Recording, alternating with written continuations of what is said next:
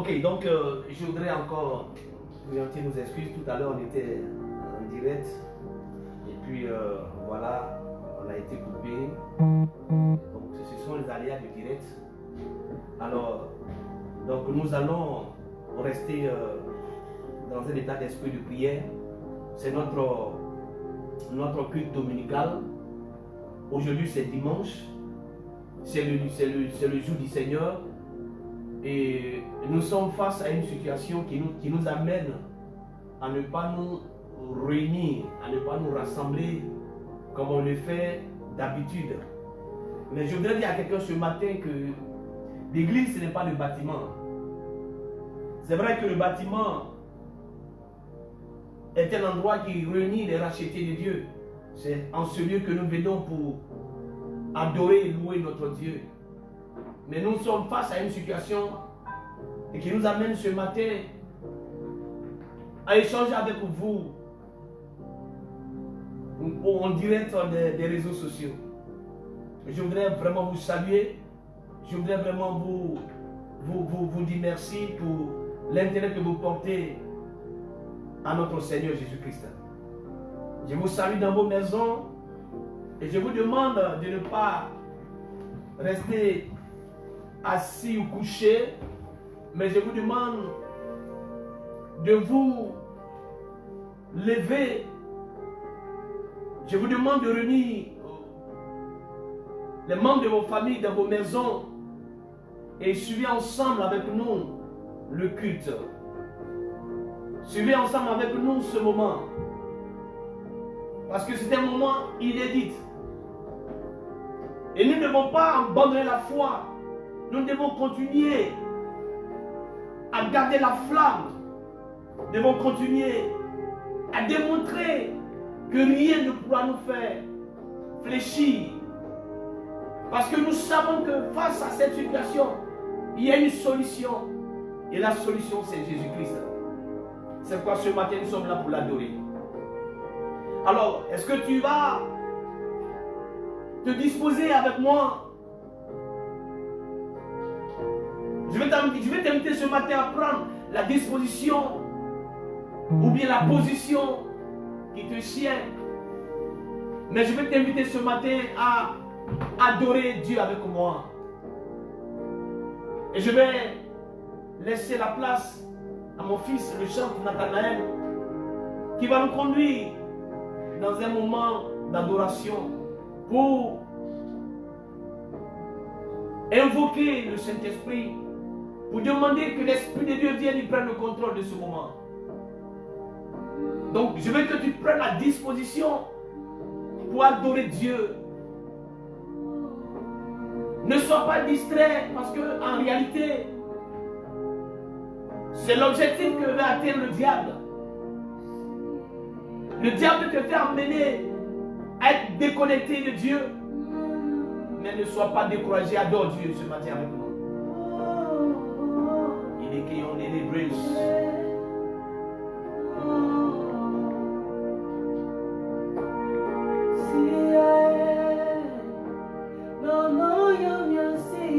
Oh, est-ce que tu peux l'adorer? Il est Kenta aussi les Bruce.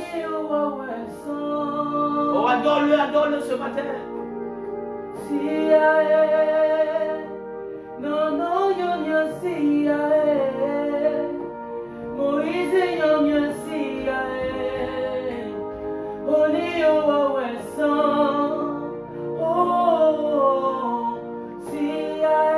adore-le, oh Seigneur. Nous voulons te bénir, nous voulons te glorifier.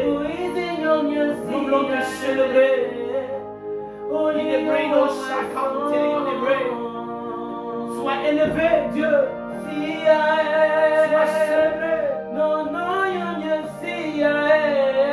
Sois magnifié. Oh, parce que tu es Dieu, parce que tu es Seigneur.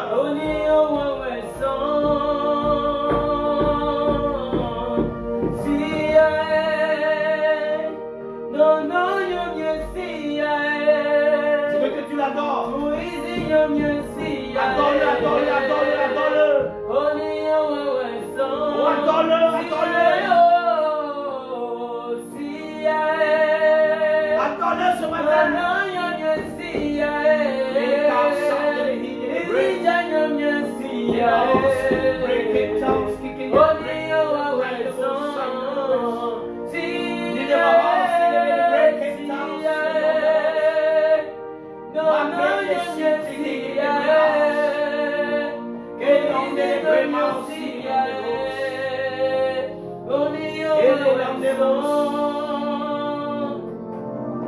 Mets la passe.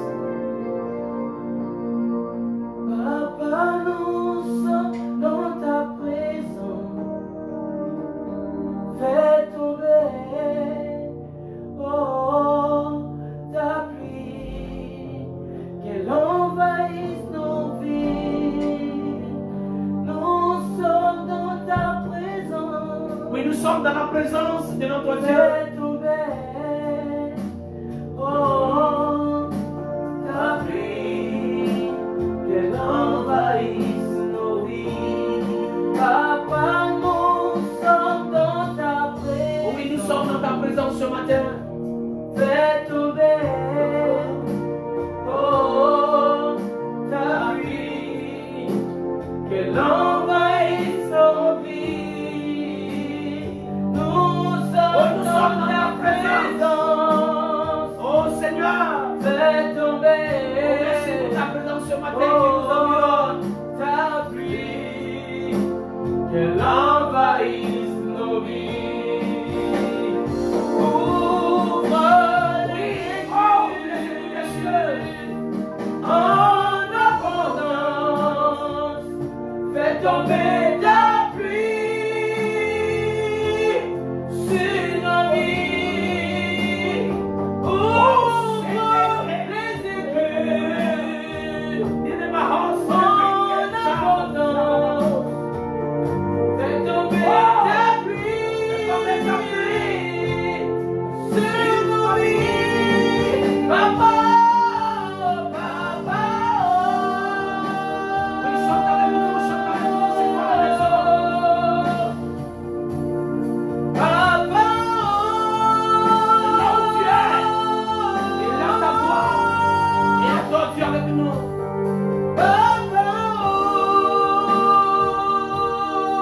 Adore Dieu avec nous. Oh, ce matin, nous sommes en train de passer un moment merveilleux avec notre Seigneur.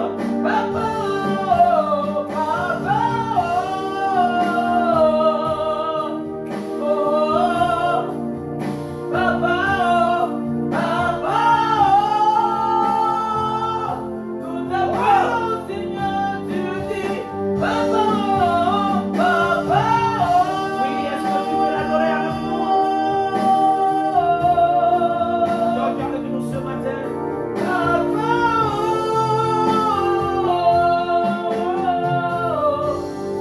Nous sommes dans notre culte dominical. Et pour cette fois-ci, nous sommes en direct. Par nos Facebook. Et nous pensons que ce matin, oh, la vie va couler en nous et va coucher dans vos maisons. Oui, Dieu n'est pas limité. Dieu n'a pas besoin de distance pour agir. De là où vous tournez ce matin, Dieu va vous toucher. Que ce soit dans ta chambre, que ce soit dans ton salon, de là où tu te trouves, Dieu va te toucher. Pour que tu sois un esprit avec nous. Nous sommes dans ta présence. Fais tomber, oh, ta pluie, qu'elle envahisse nos vies. Oui, que ta vie envahisse nos vies. Pour les simples des cieux. En abondance, fais tomber ta pluie sur nos vies. Ouvre les écluses Et la roche et les bêches. en abondance, fais tomber ta pluie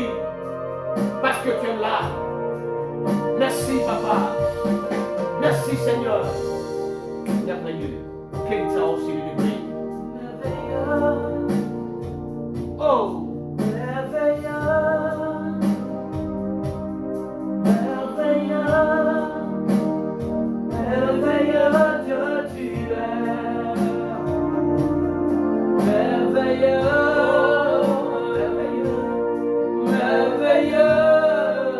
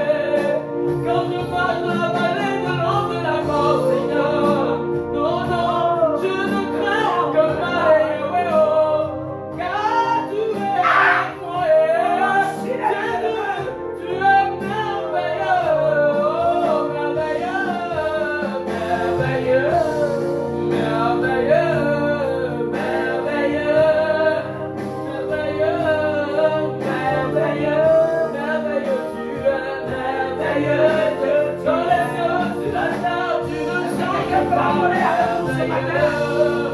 Merveilleux, merveilleux, oh, merveilleux, merveilleux, tu es merveilleux, mon roi, merveilleux, merveilleux, papa, tu es merveilleux, merveilleux, Il est présent parmi nous.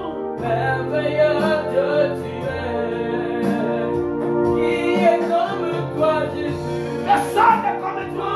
Quand je regarde tes bienfaits dans ma Oh, vie, Jésus. mon âme ne peut que chanter. Merveilleux Dieu, tu es. Quand je vois ta bonté dans ma vie, quand je contemple ta grandeur et ta bonté, Seigneur, Alléluia. mon âme me reçoit. Je chante que tu es merveilleux. Oh, tu as changé ma vie, tu as changé mon histoire. Tu as redonné ta vie et ton esprit. Merci, Seigneur. Merveilleux, merveilleux Dieu, tu Tu es de t'avoir avec moi ce matin. es. Bien-aimé, tu vas prier avec moi ce matin. Et tu vas demander pardon à Dieu pour tous tes péchés. La Bible déclare que mon peuple, ceux qui m'ont invoqué, s'ils prient, s'ils et cherchent ma face, s'ils détournent de ses voies, je l'exaucerai. Il dit, je guérirai sa nation. Bien-aimé, nous sommes face à une situation où chacun de nous, certainement, devait se poser la question. Est-ce que ma vie honore Dieu? Chacun de nous devait s'analyser et pour voir si notre vie est en conformité avec celle de Jésus. C'est pourquoi ce matin, humilie-toi et demande pardon à Dieu pour tes péchés. Dis-lui de te pardonner. Car la Bible déclare que Dieu n'exauce pas le pécheur. Si ta vie est dans le péché, tu risques d'être victime de cette situation. Mais si ta vie est en conformité avec celle de Jésus-Christ, notre Seigneur t'épargnera de cette situation. C'est pourquoi demande-lui pardon pour tout ce que tu as fait, que ce soit en parole, que ce soit en pensée, que ce soit en action. Demande pardon à Dieu. Dis-lui de te pardonner ce matin. Et pendant que tu pries et que tu demandes à notre Dieu de te pardonner, dis-lui de te purifier par le sang de Jésus. Dis-lui de te purifier par son sang précieux. Que son sang te lave ce matin. Oh, merci, Papa, parce que tu pardonnes nos péchés. Merci, Papa. Merci. Que ton nom soit béni, que ton nom soit glorifié, que ton nom soit célébré. Merci pour cet instant. Et continue, mon fils.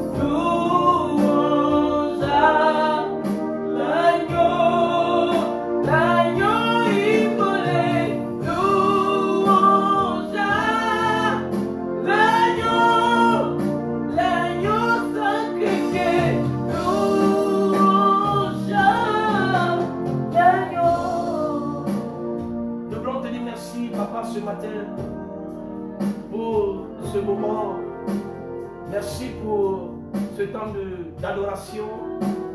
Merci pour la présence de ton esprit ce matin au Seigneur. Nous voulons te rendre grâce et nous voulons te dire merci. Et car nous sommes là ce matin pour partager ce culte avec le peuple de Dieu. Et nous croyons, Seigneur, que ton esprit touche chacun dans les différentes maisons. Que ton esprit est là pour les conduire. Ton esprit est là pour, Seigneur Dieu, les aider à surmonter cette épreuve, cette situation. Que ton nom soit béni. Merci, Papa. Nous voulons encore te recommander le reste de ce temps qui est dédié à l'écoute de la parole de Dieu. Et nous voulons que tu bénisses cet instant, que tu bénisses la parole et que tu te saisis de cette parole pour créer, oh Dieu Tout-Puissant, quelque chose de surnaturel dans le cœur de ton peuple. Bénis cette parole. Au nom de Jésus. Amen. Alors, je voudrais rendre grâce au Seigneur pour l'adoration. Oh, le Saint-Esprit nous a amené ce matin à l'adorer. Je vous assure que nous avons senti la présence de Dieu ce matin. Oh, je rends grâce à Dieu pour mon fils, le centre pasteur Nathanaël. Je bénis le Seigneur pour sa vie. Je rends grâce également à Dieu pour mon fils le diacre Dikwan qui nous permet ce matin de vous communiquer. Voilà, il est le responsable de communication et donc que Dieu bénisse sa vie. Donc c'est avec ces deux hommes de Dieu que je suis ici pour effectivement vous permettre de pouvoir suivre ce culte et de recevoir les bénédictions du Seigneur. Soyez bénis au nom de Jésus-Christ. Alors, ce matin, nous allons parler d'un thème très important. Et vous avez reçu les thèmes sur vos différents téléphones, à travers de notre page Facebook, mais également aussi des SMS. Le thème ce matin, c'est coronavirus, signe tangible de retour imminent de Jésus-Christ. Comment y échapper? Donc voici le thème sur lequel ce matin, nous allons bâtir notre message. Alors, je voudrais vous inviter à prendre vos Bibles. Allez dans Matthieu chapitre 24, du verset 1 au verset 22. Moi, je lis dans la version parole vivante. Donc, prenez vos Bibles dans Matthieu 24, du verset 1 au verset 22. Je le lis dans la version parole vivante. Vous pouvez la lire dans votre version. Dans la version, c'est tellement lu second, dans la version c'est même, peu importe. Mais je voudrais vous inviter à lire la Bible avec moi. Il dit là-dessus, Jésus quitta la cour du temple. Tandis qu'il s'éloignait, ses disciples rejoignirent pour lui faire remarquer la beauté de l'édifice. Alors il leur dit, oui, regardez bien cela. Vraiment, je vous l'assure, tout sera démoli. Pas une pierre ne restera sur l'autre. Il alla s'asseoir sur le mont des Oliviers. Ses disciples s'approchèrent et le prirent à l'écart pour lui demander, dis-nous quand cela se produira et quel signe précédera ton retour et la fin du monde. Jésus leur répondit, soyez sur vos gardes et faites bien attention, que personne ne vous induise en erreur. Car plusieurs viendront et se présenteront sous mon nom. Ils vous diront, je suis le Messie. Ils induiront beaucoup de gens en erreur. Vous entendrez parler de guerre et de menaces et de conflits. Attention, ne vous laissez pas troubler par ces nouvelles, car tout cela doit arriver. Mais la fin ne viendra que plus tard. En effet, on verra se dresser race contre race, État contre État. Il y aura tantôt ici, tantôt là, des épidémies, des famines et des tremblements de terre. Or, toutes ces choses ne seront que les premières douleurs de l'enfantement d'un monde nouveau. Alors on vous livrera à la torture et l'on vous mènera au supplice. tout le monde vous détestera parce que vous porterez mon nom. À cause de cela, beaucoup de gens abandonneront la foi. On se dénoncera mutuellement et cela suscitera beaucoup de haine entre les uns et les autres. De faux prophètes surgiront. Ils entraîneront beaucoup de gens dans l'erreur. Et comme les gens vivront de plus en plus sans foi ni loi, et que le mal fera des progrès constants, l'amour du plus grand nombre se refroidira. Mais celui qui tiendra ferme jusqu'au bout sera sauvé. Cette bonne nouvelle du règne de Dieu sera proclamée dans le monde entier pour que tous les peuples entendent ce témoignage rendu à la vérité. Alors seulement viendra la fin. Quand donc vous verrez l'horrible profanation annoncée par le prophète Daniel s'établir dans le lieu saint, attention lecteur, réfléchis bien à ce que cela signifie. Alors ce sera le moment pour les habitants de la Judée de se réfugier dans les montagnes. Que celui qui sera sur son toit en terrasse ne perde pas de temps à rentrer dans sa maison pour emporter ce qui se trouve. Que celui qui sera en plein champ ne retourne pas sur ses pas pour chercher son manteau. Oui, ces temps seront durs pour les femmes qui attendront un enfant et pour celles qui auront à nourrir un bébé. Priez pour que votre fuite n'ait pas lieu en hiver ni un jour de sabbat.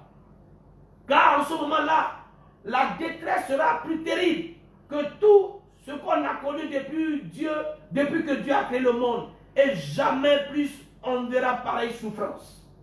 Vraiment, si le Seigneur n'avait pas fixé une limite à ces jours et ne les avait abrégés, personne n'en réchapperait. Mais il abrégera ce temps de calamité par amour pour ceux qu'il a choisis.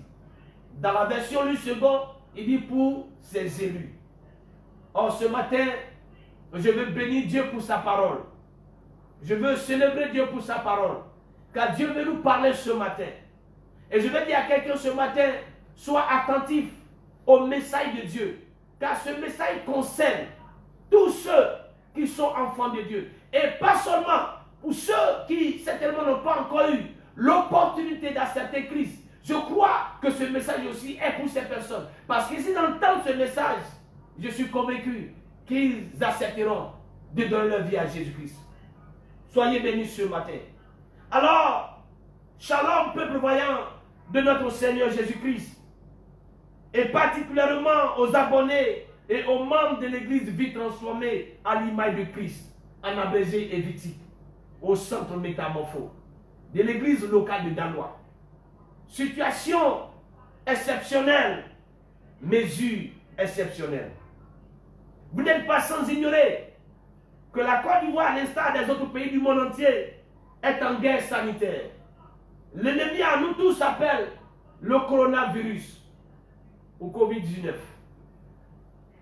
Vous savez, la désolation que ce mal est en train de semer au sein de la population.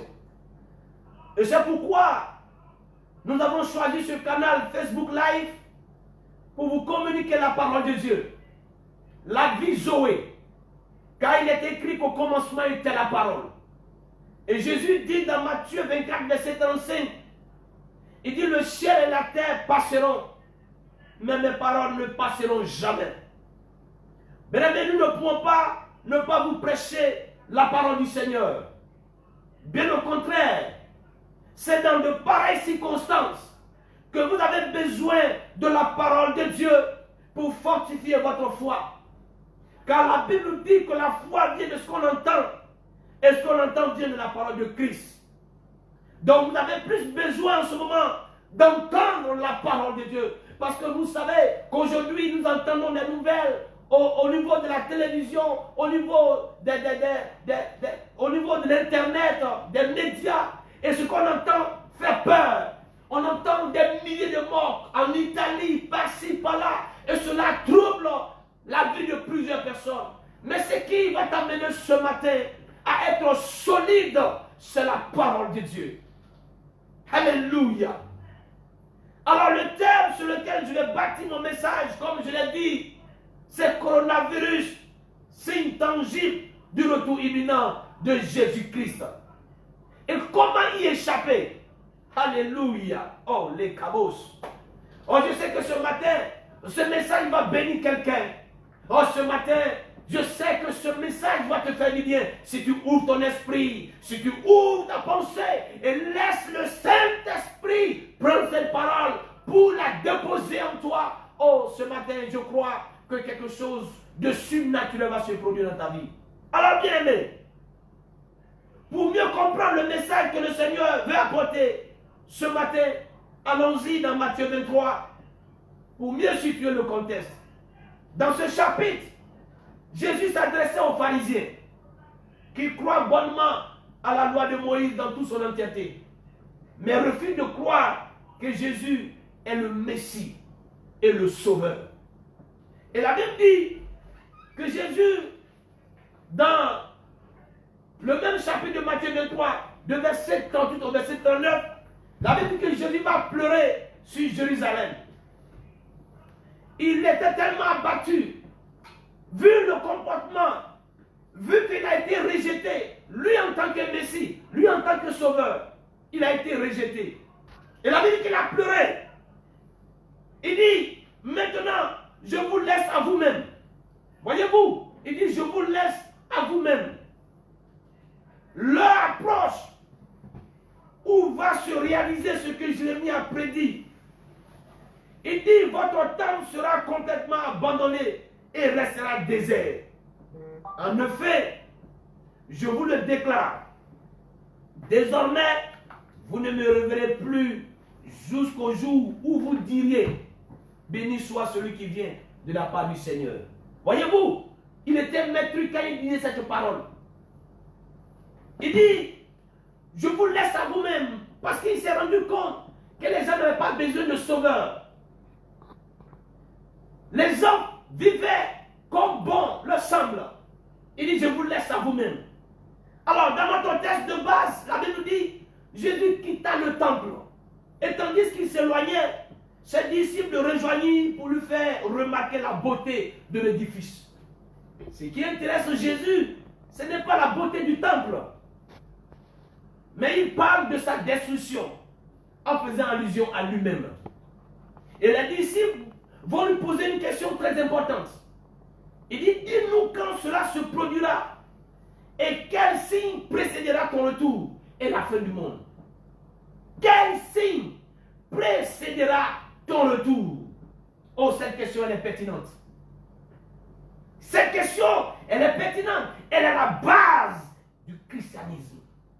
Si nous sommes tous convaincus que Jésus est mort et qu'il est ressuscité et que nous croyons qu'il reviendra, alors notre façon de vivre, notre façon d'appréhender les choses spirituelles va changer.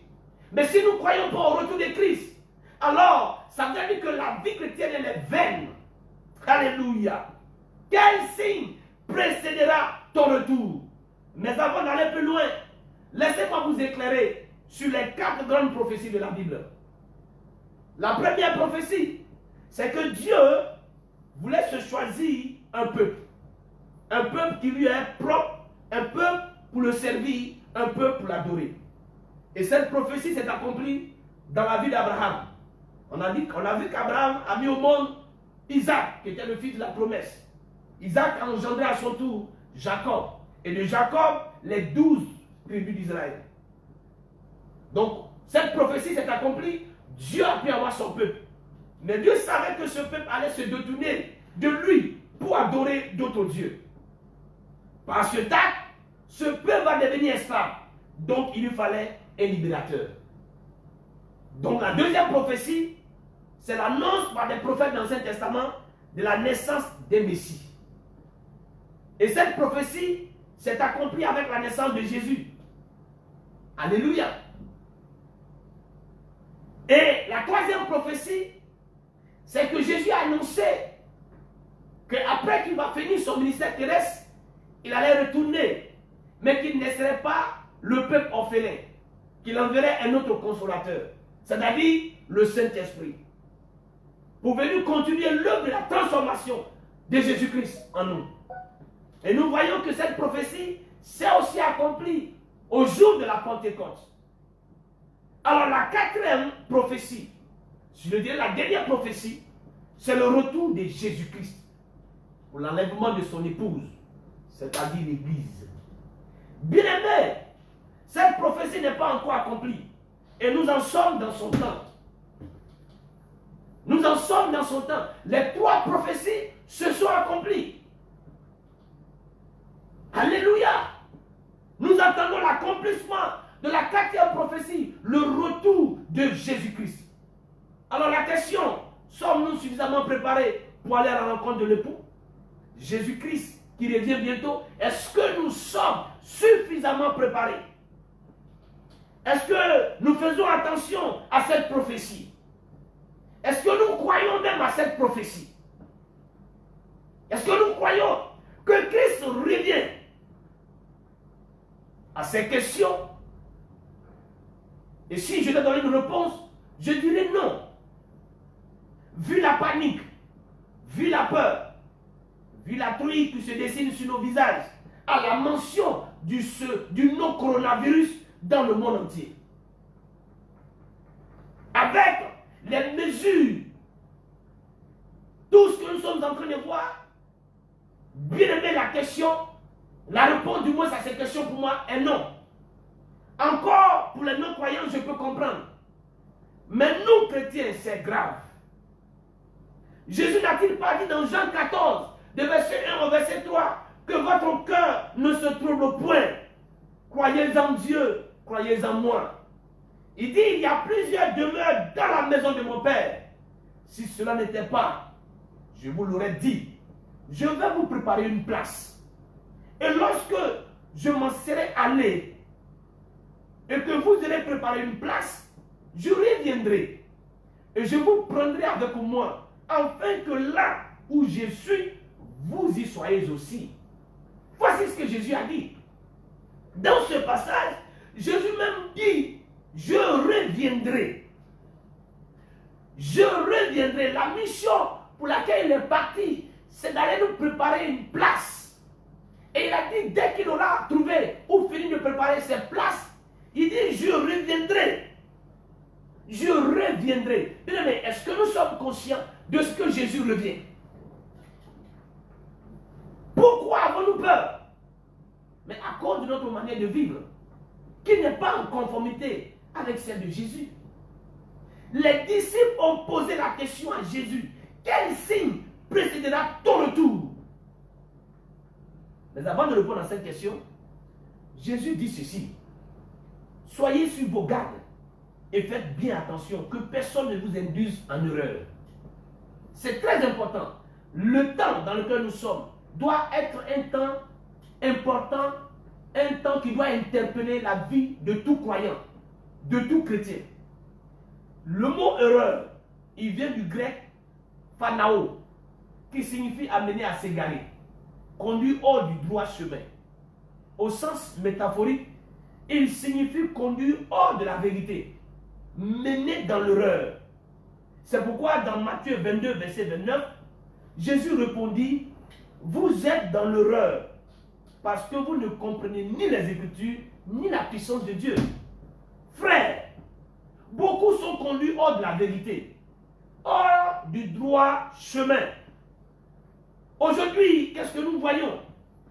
Des gens courent dans les églises à la recherche d'un mari, à la recherche d'une guérison, à la recherche d'un travail, à la recherche d'une révélation, du bien-être, mais ce n'est pas mauvais. Bien au contraire, Dieu même veut qu'on les possède en abondance. Mais ces choses ne sont pas plus importantes que le salut de nos âmes. Alléluia.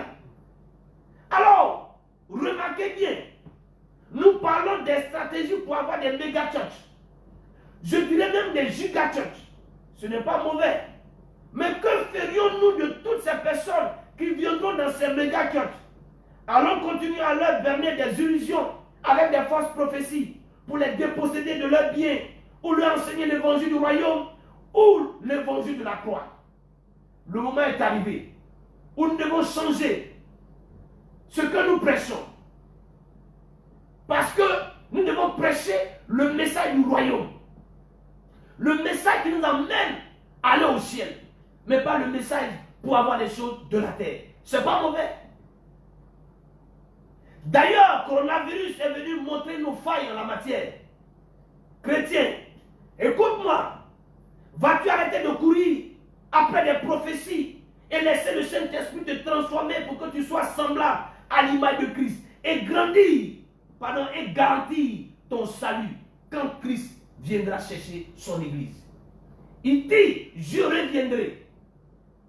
Jésus l'a dit qu'il revient. Et nous devons être sûrs qu'il va revenir. Il est important de noter qu'il s'agit bien d'un signe.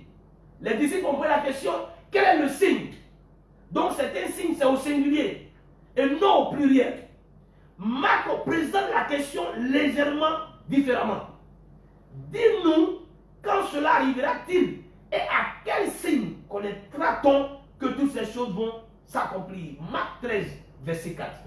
Pour une petite parenthèse, contrairement à une idée reçue, les disciples ne croyaient pas à la fin du monde, comme on le conçoit généralement. Ils savaient que le retour du Seigneur clôturait une ère et introduirait une autre, celle du règne de Messie sur la terre.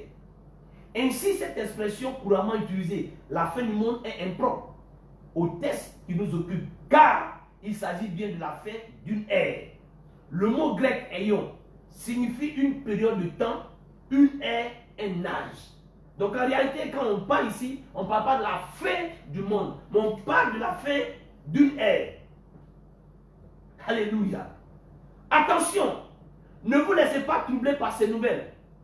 Jésus dit de ne pas se laisser troubler parce qu'on entend, parce qu'on voit. Il dit, car tout cela doit arriver. C'est un impératif. Jésus dit que ces choses doivent arriver. Ce n'est pas quelqu'un d'autre qui a parlé. Mais Jésus dit, ces choses-là doivent arriver. Mais il a dit qu'on ne doit pas être troublé. Un chrétien doit comprendre que ces choses doivent arriver. Parce qu'il dit, car tout cela doit arriver, mais la fin ne viendra que plus tard. Donc ces choses-là précèdent le retour. La question qu'on se pose, est-ce que nous voudrions réellement que Christ revienne? Nous chantons, nous dansons, nous disons que nous aimons notre Seigneur. D'aucuns disent, je veux te voir. Seigneur, je veux te voir. Où es-tu dans nos prières? Mais pour que tu puisses voir, il faille qu'il vienne. Et ce sont des signes qui annoncent son retour. Alors, dans le texte de Matthieu 24, il y a 8 signes annonciateurs. Pour répondre à cette autre question, Jésus va tout d'abord leur énumérer les 8 signes annonciateurs qui doivent se produire à la fin.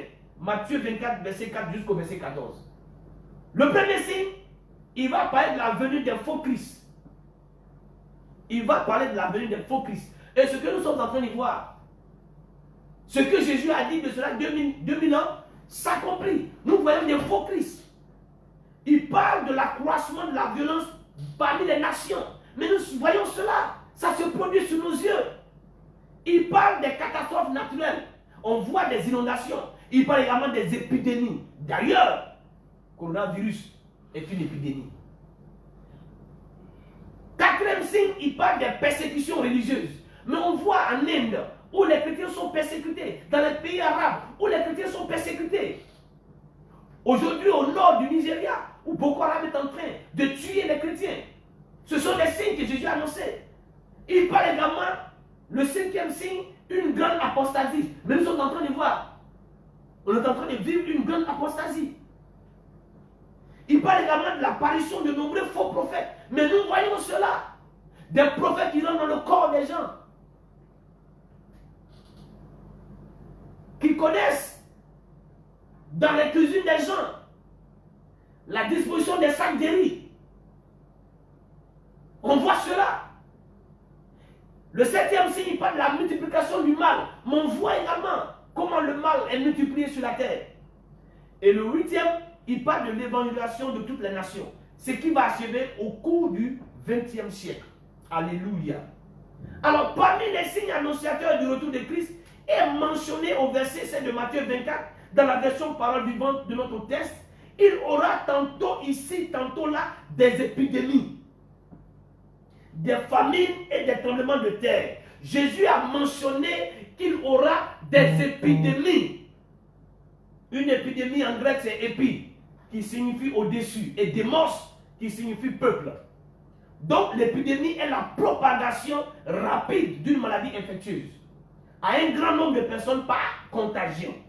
C'est une maladie qui dépasse la connaissance et la science humaine. C'est pourquoi l'OMS a dit c'est une pandémie. Donc le coronavirus fait partie des signes annonciateurs du retour de Jésus-Christ. Et c'est ça que le chrétien doit retenir. Le chrétien doit comprendre que cette maladie vient annoncer que Christ est en route, que Christ revient bientôt et que ce qu'il a dit va s'accomplir. Nous voyons dans Apocalypse 6, de verset 5 au verset 8, dans la version français courant, Jean avait prophétisé. Il dit, quand l'agneau brisa le troisième sceau, j'entendis le troisième être vivant qui disait, viens. Je regardais, j'ai vu un cheval noir. Celui qui le montait tenait une balance à la main.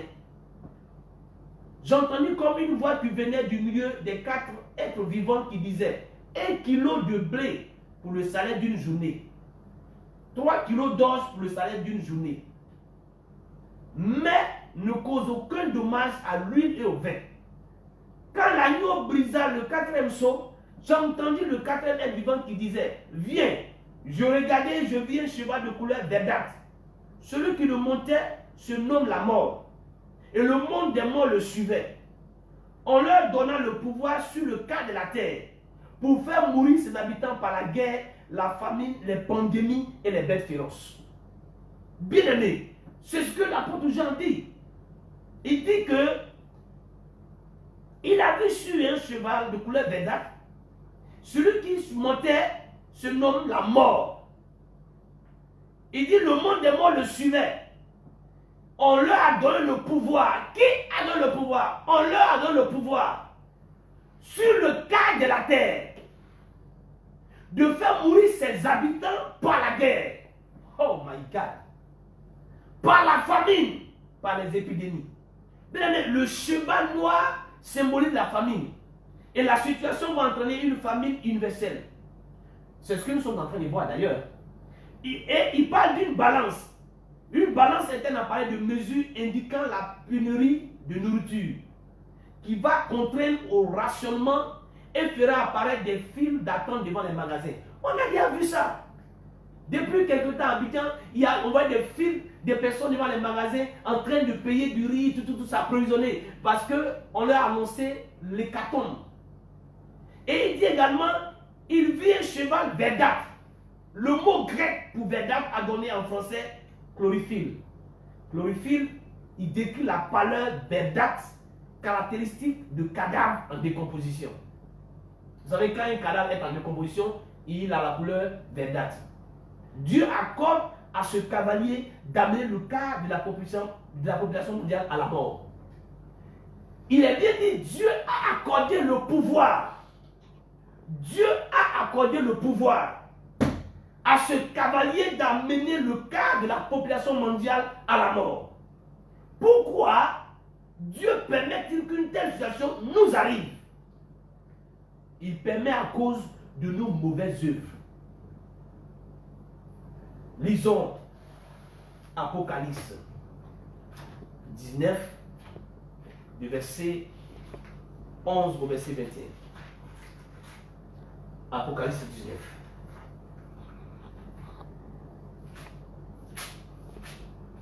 Le verset 11 au verset 21. Il dit, puis j'ai vu le ciel ouvert, et voici parmi un cheval blanc.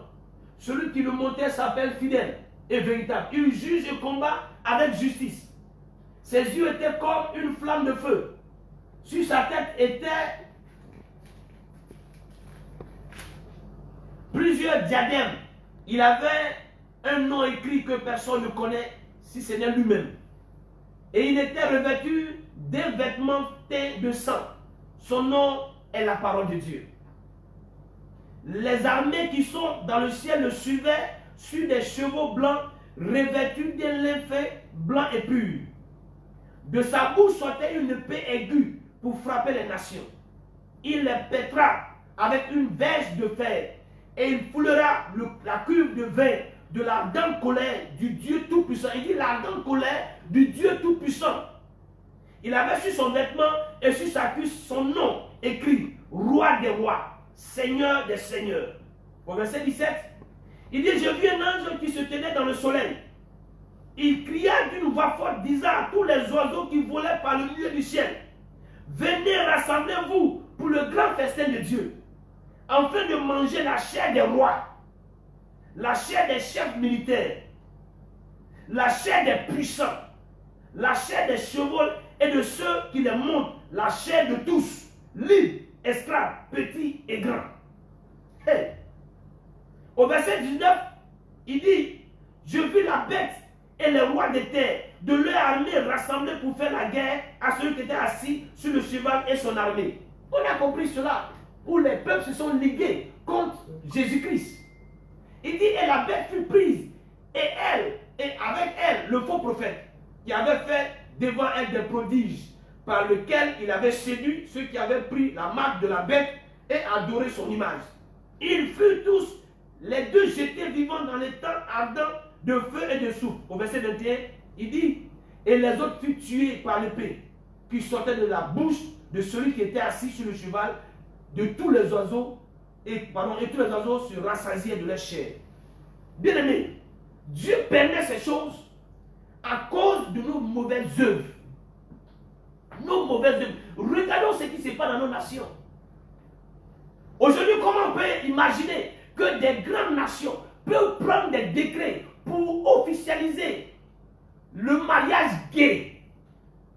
Comment nous pouvons imaginer que des deux hommes peuvent se marier contre nature, abomination? Et cela, ce sont les grandes puissances. C'est pourquoi dans ce passage, il a dit que les grandes puissances-là, ces personnes-là seront dévorées. Mais aujourd'hui, ils sont en train de fuir. Mais personne ne pourra fuir cette situation. Personne ne pourra fuir. C'est pourquoi même cette maladie va aller toucher jusqu'à même les chefs d'État. Cette maladie va toucher des autorités, des personnalités, des députés, des ministres. Ce mal va les toucher. Ce mal va les toucher. Pourquoi Dieu permet-il qu'une telle situation nous arrive? À cause de la désobéissance à la voix de Dieu. À cause de la non-observance de ses commandements. La méchanceté de nos actions. L'abandon de Dieu au détriment de faux dieux. Lisons Deutéronome 15, de verset 28.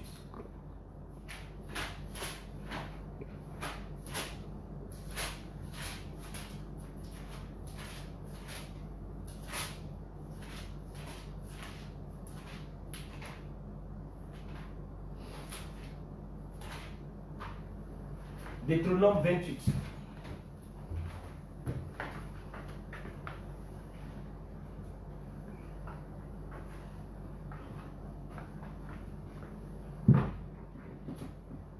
Deutéronome 28, du verset 15 au verset 28.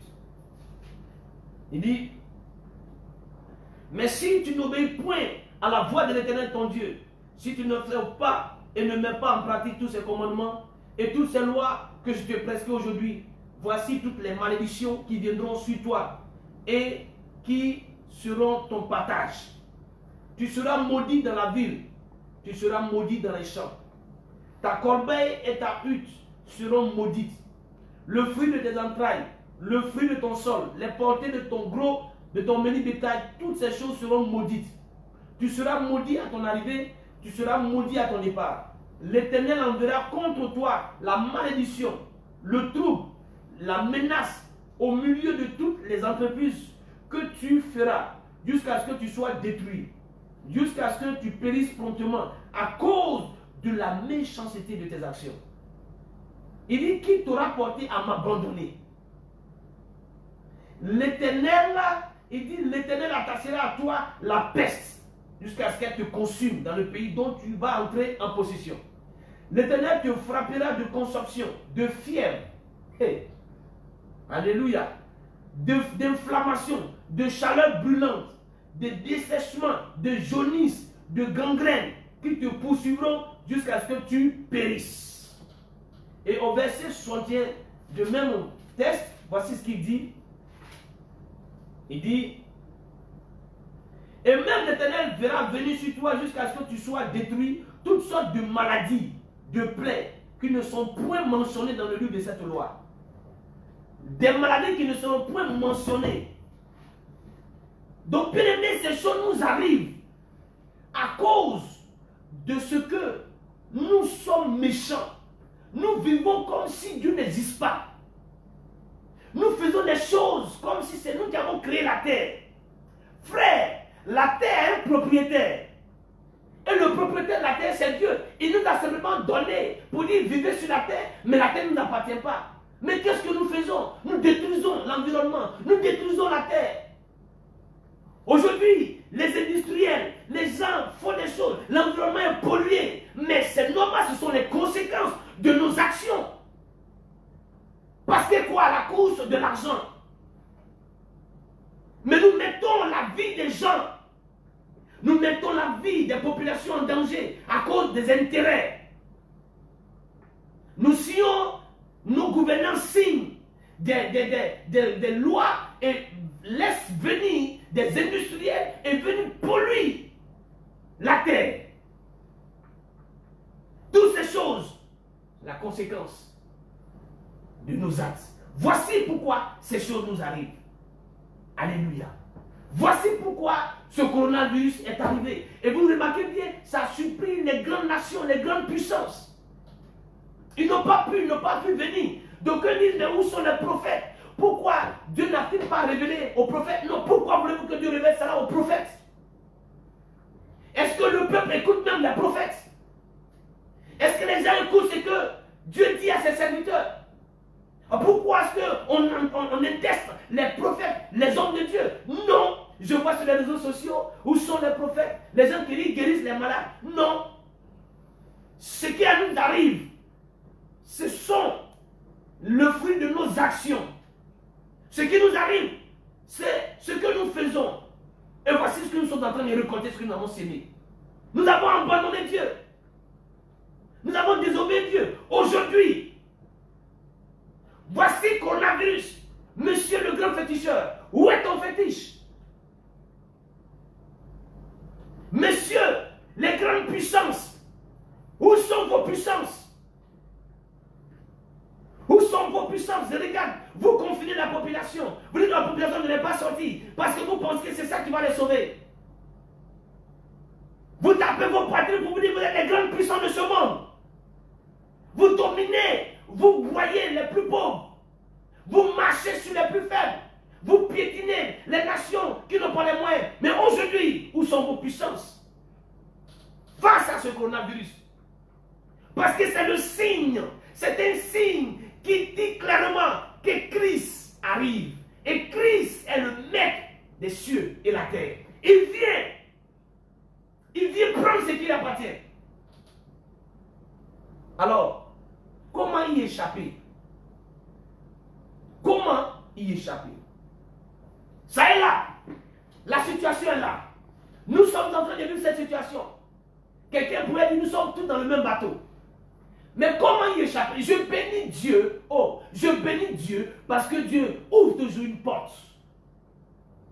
Dieu ouvre toujours une brèche. Alors lisons Matthieu 24, verset 21 au verset 22 dans la version parole vivante. Il dit, car en ce moment-là, la détresse sera plus terrible que tout ce qu'on a connu depuis que Dieu a créé le monde. Hey. On dit la détresse sera plus terrible, plus que tout ce qu'on a connu depuis quand Dieu a créé le monde. Et jamais plus on ne verra pareille souffrance. On dit jamais. On ne verra même pas une souffrance qui pourra dépasser celle que nous sommes en train de vivre là. Vraiment, si le Seigneur n'avait pas fixé une limite à ces jours et ne les avait pas abrégés, personne n'en réchapperait. Il dit personne, dans la version une seconde, il dit personne ne sera sauvé. Personne. Au grand jamais, personne. Mais il abrégera ce temps de calamité par amour pour ceux qu'il a choisis. Oh, je vais acclamer le Seigneur. Il dit, il va abréger ce temps. Dieu va abréger ce temps de calamité. Dieu va arrêter cette maladie par amour pour ses élus. Pour ses élus. Alléluia. Pour échapper à cette pandémie qui est le coronavirus, il faut être un élu du Seigneur. Il faut être le choix de Dieu. Donc cette maladie viendra. Voir qui sont ceux qui sont élus ou ceux qui ne sont pas élus. Parce que pour y échapper, il faut être un élu de Dieu. Pour y échapper, il faut être un choix de Dieu. Pour y échapper, il ne faut pas être un élu de Satan ou de féticheur ou de quoi que ce soit. Il faut être. Aujourd'hui, les gens disent que le christianisme n'est pas la vérité, n'est pas la religion du Seigneur. Il y a des débats qu'on voit un peu par-ci, par-là, où des gens prennent des positions vis-à-vis de leur religion. Mais le débat va s'éclaircir par rapport à cette situation. Le débat, chaque fois j'entends les débats où des gens vont sur les plateaux, des chaînes de télévision, ils font les débats chrétiens, musulmans ou tout ce que vous pouvez imaginer, toutes ces choses. Les gens ne font que faire les débats pour dire votre religion est fausse, c'est ma religion qui est vraie. Je dis, le débat là, ce que nous sommes en train de vivre va nous éclaircir réellement la vérité. Où se trouve la vérité? On n'a plus besoin d'aller sur les chaînes des plateaux de télévision pour faire les débats, pour parler. Il y a une situation qui est là, et cette situation, nous allons voir réellement qui sont ceux qui sont dans la vérité. La Bible dit ici clairement, si la Bible ment, on saura. Dieu dit qu'il va abréger la situation. Dieu dit qu'il va arrêter cette pandémie. Il dit qu'il va arrêter ce mal à cause de ses élus. À cause de ses élus. À cause de ceux que Dieu a choisis. Mais que signifie un élu ou le choix de Dieu? Le mot grec traduit en français par élu est ekletos. Ekletos signifie désigner ou sélectionner. C'est Dieu qui appelle. C'est lui qui choisit. Mais une fois que Dieu appelle et que Dieu choisit, l'individu doit aussi prendre une décision. Frère, est-ce que tu as pris réellement une décision? Ce n'est pas le fait que tu viennes prier dans un bâtiment. Ce n'est pas le fait que tu appartiens à une dénomination qui fait de toi élu.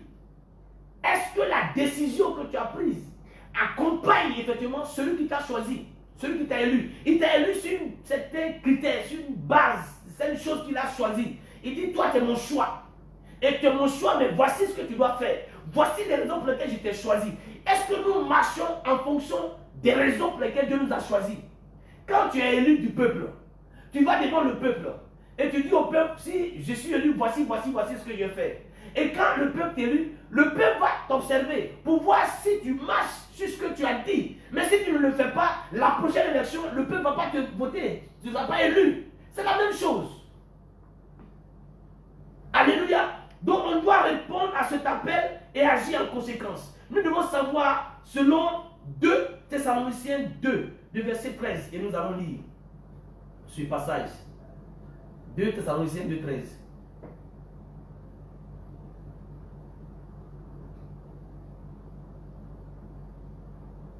Deux Thessaloniciens.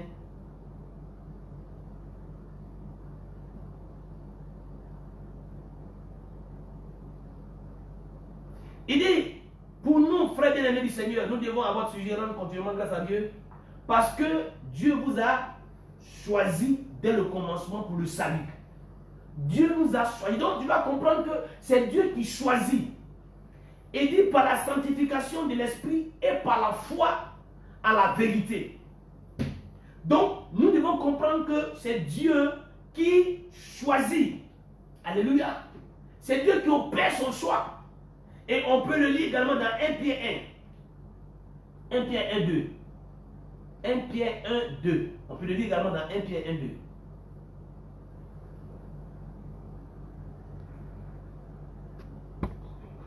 Il dit, et qui sont élus selon la préscience de Dieu le Père, par la sanctification de l'esprit, afin qu'ils deviennent obéissants et qu'ils participent à l'aspersion du sang de Jésus-Christ. Que la grâce et la paix soient multipliées. Voyez-vous, il dit qu'ils sont élus selon la préscience de Dieu, par la sanctification de l'esprit. Donc c'est Dieu lui-même qui nous choisit. Ce n'est pas un homme qui nous choisit, c'est Dieu qui nous choisit.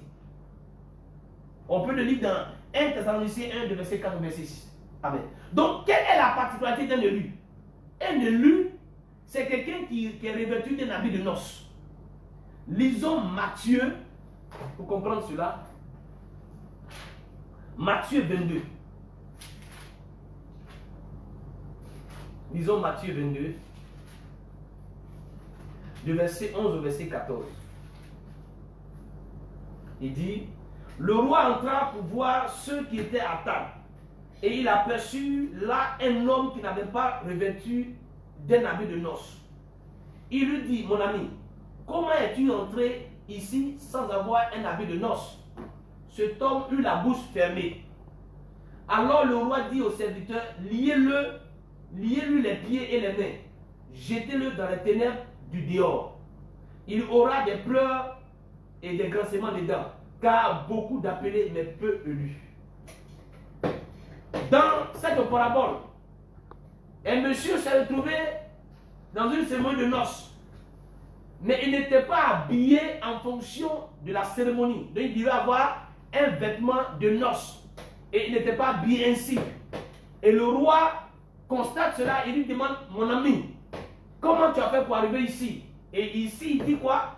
Il avait fermé sa bouche, il ne pouvait rien à dire. Mais à un moment donné, Dieu nous posera des questions et j'en suis convaincu, beaucoup auront la bouche fermée. Beaucoup auront la bouche fermée. Le roi a constaté qu'il n'était pas revêtu d'habit de noces. Un habit de noces, un vêtement de noces, c'est la vie de sainteté. C'est l'abandon du péché pour une vie de transformation et de gloire. Il s'est retrouvé là, étant dans un habit de péché. Alors que à l'ancien temps, quand un roi organise un festin, par rapport à sa position dans la société, il décide de dire comment les gens doivent s'habiller. Et parfois lui-même, il fournit. Il dit, voici, quand vous venez, voici, vous prenez ce costume, voici comment vous devez vous habiller. Je veux telle couleur, je veux avoir l'harmonie. Et c'est comme ça que Jésus va faire cette parabole. Dieu nous a appelés, il nous a donné un vêtement de sainteté. Mais nous avons enlevé ce vêtement de sainteté et nous avons habillé un vêtement sué. Et il s'est trouvé au cours de cette fête avec cet habillement. Et la Bible dit, il n'était pas élu. Parce que l'habit qu'il a porté n'était pas un habit d'un élu. Il a été jeté dehors. Non seulement il a été lié et jeté dehors. Beaucoup seront liés, jetés dehors à cause du vêtement qu'il porte. Donc un élu, sa particularité, c'est quelqu'un qui vit une vie de sanctification. La sainteté, l'abandon du péché. C'est ça un élu. Alors voyons quelques avantages d'être un élu. 1. Il est justifié par le sang de Jésus. Romains 8, verset 33. Il dit qui accusera les élus de Dieu? C'est Dieu qui justifie. Quand vous êtes un élu de Dieu, vous êtes justifié. Dieu vous justifie. Quelle que soit la situation, vous êtes justifié quand vous êtes un élu. Ça, c'est le premier avantage. Second avantage, il bénéficie d'une promesse de l'écoute de Dieu dans ses prières. Luc 18, de verset 7 au verset 8. Il dit, Dieu ne fera-t-il pas justice à ses élus qui crient à lui jour et nuit? Et tardera-t-il à leur égard? Il dit, je vous le dis, il le fera promptement justice. Mais quand le Fils de l'homme viendra, trouvera-t-il la foi sur la terre? Le deuxième avantage d'être un élu, c'est de bénéficier d'une promesse que quand tu pries, Dieu t'écoute. Si tu n'es pas un élu, tu pries, Dieu ne t'écoute pas. Troisième chose, il bénéficie d'une protection dans les moments les plus difficiles. Matthieu 24, verset 22, il dit, ces jours seront abrégés à cause de ces élus. Donc quand vous êtes élu, vous bénéficiez d'une protection dans les moments difficiles. Nous sommes actuellement dans un tel moment. Comment être protégé? Comment s'en sortir? Comment échapper par rapport à ce virus, frère, c'est être un élu de Dieu. Quand vous êtes élu, le coronavirus, quand il vous voit, il ne peut pas passer, il peut pas passer à côté de vous. Parce que vous êtes élu. Amen. Quatrième avantage, il a la promesse de posséder la terre. Ésaïe 65, verset 9.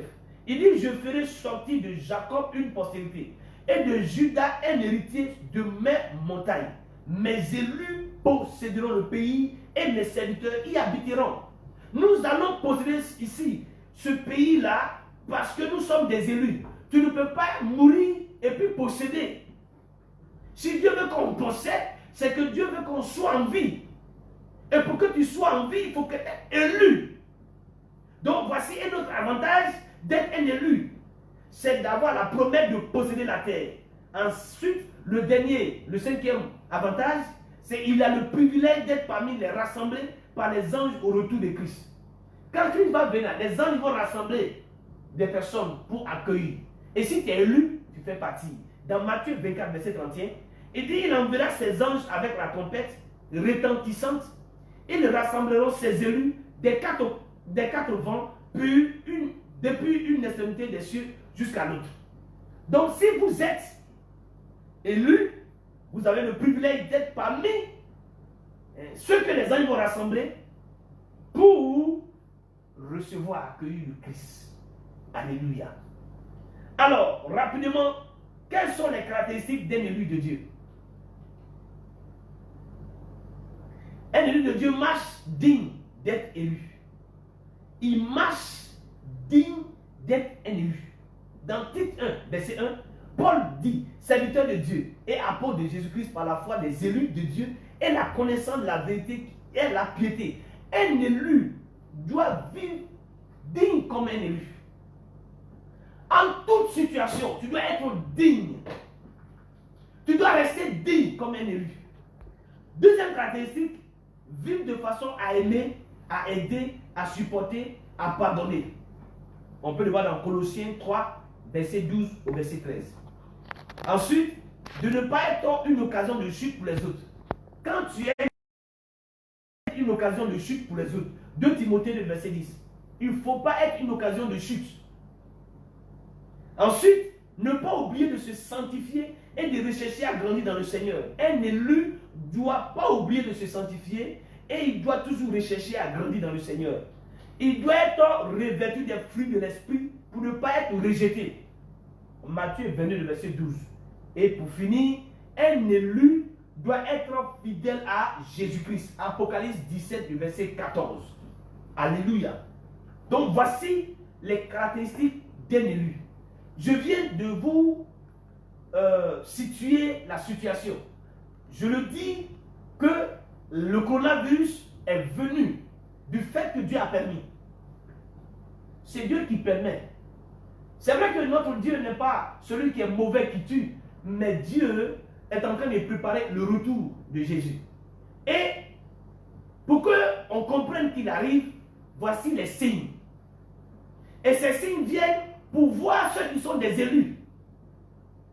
Et ceux qui sont élus là, c'est eux qui vont échapper à cette situation. Je suis en train de dire à quelqu'un ce matin, si tu n'es pas élu, cherche à être élu. Et comme on peut être élu, on est élu par la foi.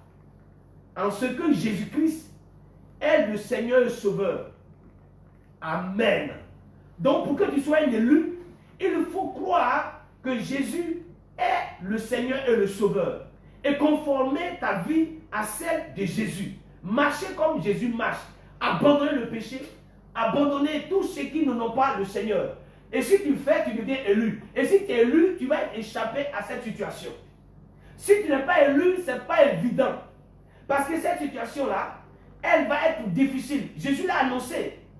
Il dit, aucune situation ne sera difficile que ce que nous sommes en train de vivre. Il dit, pareille chose ne s'est arrivé depuis que Dieu a créé la terre. Mais nous comprenons qu'au temps de Noé, Dieu a envoyé le déluge. Mais il dit, cette fois-ci, ce qu'ils sont en train de vivre dépasse cela. Ça veut dire que nous devons conformer notre vie. Nous devons chercher véritablement à changer, à être transformés et à marcher. Nous ne sommes plus au stade où de dire, j'ai la plus grande église, Non, nous sommes au stade où nous devons nous poser la question, est-ce que nous sommes des élus de Dieu? Est-ce que dans cette nation, il y a des élus? Si nous sommes des élus, marchons comme des élus, posons les actions comme des élus, faisons les choses comme des élus. Et si on le fait, la Bible déclare à cause de nous, Dieu va abréger la situation. À cause de nous, le coronavirus va s'arrêter. À cause de nous qui sommes des élus. S'il n'y a pas d'élus en Côte d'Ivoire, le mal ne va pas s'arrêter. Je vous assure, s'il n'y a pas d'élus dans cette nation, ce n'est pas des mesures du gouvernement qui vont freiner ce mal. Non, au contraire, le mal va aller en grandissant. Mais s'il y a des élus dans cette nation, Dieu dit à cause de ces élus, alors il va abréger la situation. Voici le message que Dieu a mis à mon cœur pour vous ce matin, pour vous donner cela. Je voudrais vous dire quelque chose. Dieu ne peut jamais laisser son élu tué par un coronavirus. L'exemple du pasteur Mamadou Karambiri et son épouse en est une belle illustration. Ils ont été infectés, mais ils ont été guéris. Ésaïe 42, verset 1. Il dit, voici mon serviteur que je soutiendrai, mon élu en qui mon âme prend plaisir. Si tu es élu, Dieu dit, il te soutient. Dieu dit, en toi, son âme prend plaisir. Dieu ne peut pas abandonner quelqu'un en qui son âme prend plaisir.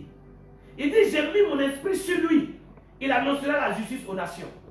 Ce matin, je voulais vous encourager à être des élus du Seigneur. En abandonnant le péché.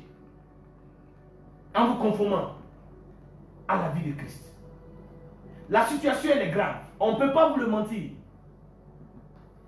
Elle est imprévisible, cette situation. Ce mal, elle est imprévisible. On ne peut même pas. On dit qu'il s'adapte, il fait une mutation. C'est-à-dire que quand il est dans un endroit, lui-même, il fait sa propre mutation. On ne peut pas le maîtriser. Il n'y a pas de médicaments. Aujourd'hui, on nous dit qu'on a besoin des médicaments, des vaccins. Oh, écoutez-moi bien. Ne prêtez pas beaucoup attention à ces choses d'abord. Mettez votre confiance au Seigneur. Mettez votre confiance au Seigneur. J'invite la population ivoirienne à chercher Christ. Donnez votre vie à Jésus. Abandonnez le péché. Abandonnez le fétichisme. Abandonnez le maraboutage. Cherchez Jésus-Christ. Lui seul pourra vous épargner de cette situation. Et vous allez voir qu'aucun élu de cette nation ne va être infecté par ce mal. Aucun élu, je dis bien aucun élu de cette nation ne va être infecté par ce mal. Que Dieu nous bénisse. Que Dieu nous bénisse. Nous allons prier rapidement. Nous allons prier par rapport à cette situation que nous venons à ce message qu'on vient de vous annoncer. On va prier ensemble. Dieu dit qu'à cause de nous les élus, il va arrêter la situation. Oh, tu vas prier avec moi ce matin. Pour dire, Seigneur, j'ai ignoré que j'étais un élu. J'ai ignoré, j'ai vécu comme étant quelqu'un qui n'est pas élu. Mais aujourd'hui, tu viens de me dire que tu m'as élu, tu m'as choisi. Et je vais d'abord te demander pardon pour mon comportement, pour les actions que j'ai faites par ignorance, parce que je ne savais pas que j'étais un élu. Demande pardon à Dieu de là où tu es. Et dis-lui de te pardonner. Oh Seigneur, ce matin, nous voulons te demander pardon. Alors que nous portons le titre des élus. C'est comme un député d'une nation qui vit en faisant des choses alors qu'il oublie qu'il est élu. Il se trouve dans des cabarets, dans des bandidromes et il est en train de vivre une telle vie. Alors qu'un élu ne peut pas aller dans ces endroits. Voici comment nous sommes. Voici comment nous sommes. Tu nous as élus en nous donnant des choses merveilleuses. Mais on a laissé cela et nous sommes entrés à aller dans le bourbier, à aller faire des choses qui n'ont pas ton nom. Ce matin, nous voyons la réalité de nos actions et nous te demandons pardon. La nation ivoirienne te demande pardon. Les chrétiens te demandent pardon. Et ce matin, prends-nous à nouveau. Prends-nous à nouveau. Car tu as dit que c'est à cause des élus que tu vas abréger la situation. Donc ce matin, Seigneur, nous croyons que nous sommes des élus. Nous confessons que nous sommes des élus. Nous marchons comme étant des élus. Car j'ai enseigné ce matin les avantages d'être un élu. Tu as dit que quand quelqu'un est élu, il a la promesse de posséder la terre. Il a la promesse d'être protégé. Il a la promesse que ses prières sont exaucées. Ce matin, je déclare, je confesse que je suis un élu. Que les chrétiens de cette nation sont des élus. Et comme il y a des élus dans cette nation, alors Seigneur Dieu Tout-Puissant, nous prions ce matin que ce mal cesse maintenant. Car ce mal est venu pour éprouver notre foi. Ce mal est venu pour voir qui sont ceux qui sont réellement pour toi. Et nous avons vu réellement Et ce matin, nous courons vers toi. Et nous prions que ce mal, on voit que le chiffre croise. On nous dit que nous sommes en train de partir vers 17 ou je ne sais pas combien de contaminés. On ne sait même pas combien de personnes qui sont contaminées dans cette nation. On se promène, on ne sait pas qui est infecté ou qui n'est pas infecté. Et même, il y a une situation qui s'est passée dans un autre pays où il y a quelqu'un qui ne sait pas où il a pris la maladie. Il dit qu'il n'a pas voyagé depuis quelques mois, il n'est pas allé quelque part, il n'a pas touché quelqu'un, mais bizarrement il se trouvait infecté. Donc on se rend compte que même les bien portants peuvent être porteurs, de cette maladie. Quelque chose se passe. Nous prions ce matin, à cause de nous des élus, à cause de ce que dans cette nation, il y a des élus, il y a des élus hommes, il y a des élus femmes. Nous prions que ce mal s'arrête, que ce mal s'arrête, que ce mal s'arrête, que ce mal s'arrête, au nom de Jésus-Christ.